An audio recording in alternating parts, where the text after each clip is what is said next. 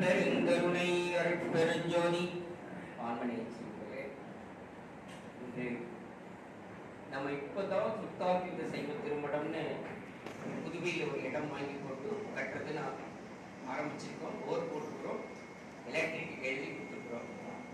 நம்ம இப்போ 27 ஆண்டுகளாக விழுப்புரம் மாவட்டத்தில் மேலமங்கலம் ஒரு கிராமம். அந்த கிராமத்தில் பாலையூரி ராமதாஸ் சுவாமின்னு சுவாமி இருந்தாங்க. அவங்க பின்னால் அவங்களோட சமாதி 93 அவங்க சமாதி ஆனாங்க. நாம் இருக்கிற இடம் இயல்பாகவே, நான் திருவாவூர் ஆலயத்தில் ஒரு 22 வருஷம் இருந்தேன். இப்போ இங்கே 27 வருஷம் இருக்கிறேன். எனக்கு இப்போ 82 முடிஞ்சு 83 நடந்துட்டு இருக்கேன். 13 ஐயா சொன்னாங்க, 4 மணிக்கு எந்திரிச்சு 5:15 யார் எந்திரிக்கிறாங்களோ அவங்களுக்குலாம் ஒரு ஏதோ நெக்ஸ்ட் பாசிட்டிவான வேவ்ஸ் சார்ஜ் ஆகுது. அதெல்லாம் உண்மைதான். இப்போ அந்த இடத்துல நம்ம வள்ளலார் வழிபாடு தான் வழிபாடு. இந்த கர்ணீகன் ஒரு பேர் வச்சு சொன்னாங்க இல்லையா, எங்க மடம் வருவதற்கு காரணமாக இருந்தவர் ஒரு கர்ணீகன். அந்த இடத்துல பரம்பரை கர்ணம்னு அந்த காலத்துல கணக்க பிள்ளைன்னு இருப்பாங்க இல்லையா, அவர் தான் எங்க சுவாமியை சின்ன வயசுல அவங்களுக்கு பாலைவரி சுவாமினே பேர். எங்க மடத்தோட சின்ன கதையை சொல்லிட்டு அப்புறம் வள்ளல் பெருமானை பற்றி இன்னைக்கு சிந்திக்கலாம். சின்ன வயசுல அந்த எங்க சுவாமி என்ன பண்ணுவாங்க, 8வது குழந்தை.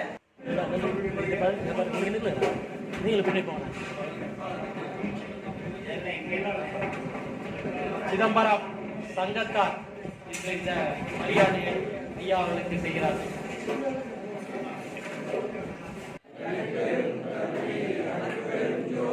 அருட்பெரும் ஜோதி அருட்பெரும் ஜோதி தனி பெரும் கருணை அருட்பெரும் ஜோதி அருட்பெரும் ஜோதி அருட்பெரும் ஜோதி தனி பெரும் கருணை அருட்பெரும் ஜோதி. தற்பொழுது இந்த தீபத்தை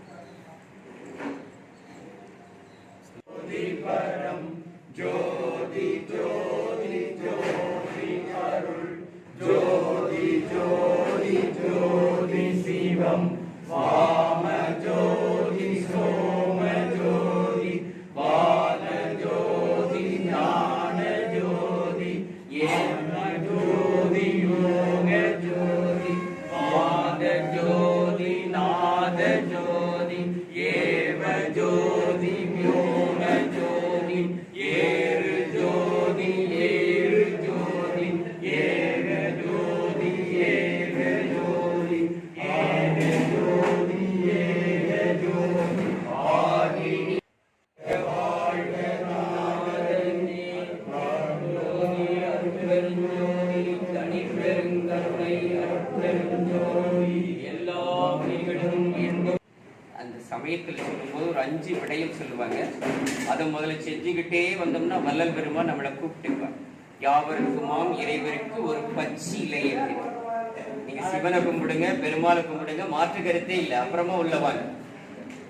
ஏன்னா கடவுள் அப்படிங்கிற சொல்லே எக்ஸப்டா இருக்கிறவர் தான் இங்க இன்க்ளூடா இருக்காரு.